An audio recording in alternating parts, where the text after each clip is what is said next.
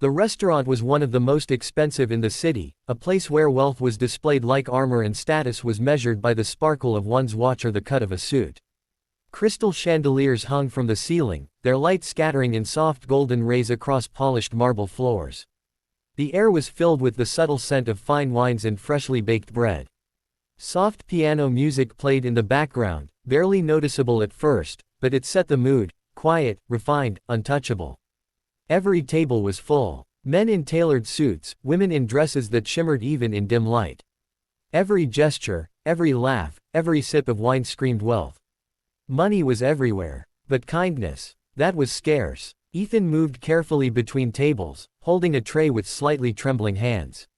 His uniform was clean but worn, the fabric had softened with repeated washes, and his shoes had been repaired so many times the seams barely held together. He kept his head down, practiced the invisible walk of someone who had learned long ago that in places like this, it was safer to be unnoticed. Since his father had passed away, he had been supporting his mother and younger siblings.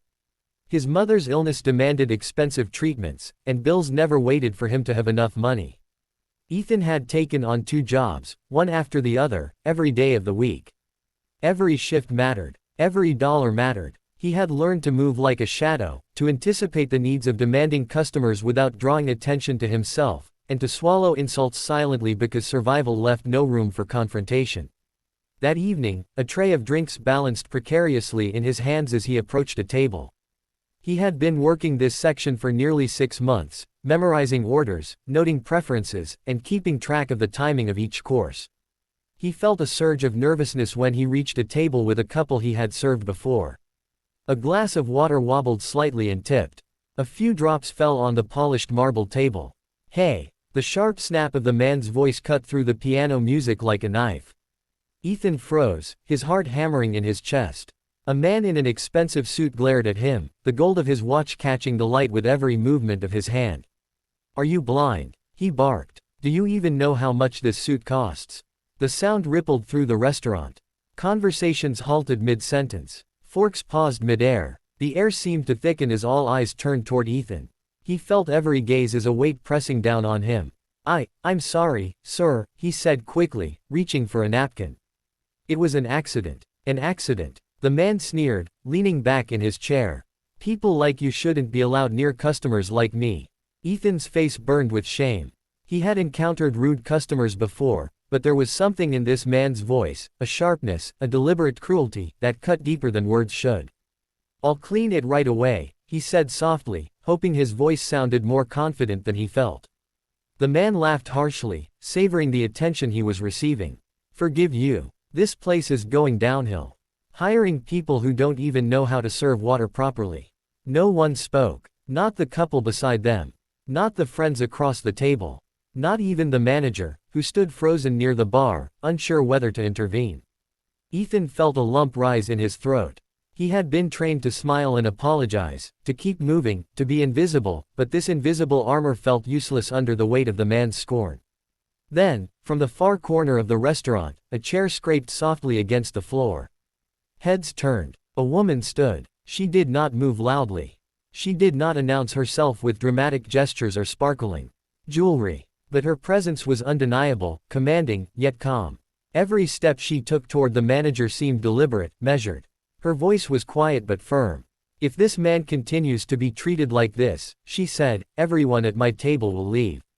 The manager blinked, caught off guard. "Ma'am." The rude customer, clearly irritated by the attention diverted to someone else, turned his gaze on her. "Who are you supposed to be?" he demanded, his arrogance unshaken by her calm demeanor. The woman's eyes met his with unwavering certainty. "Someone who believes dignity is not optional," she said. He laughed, mocking her. "You're threatening me over a waiter." "No," she said, her voice gentle but commanding.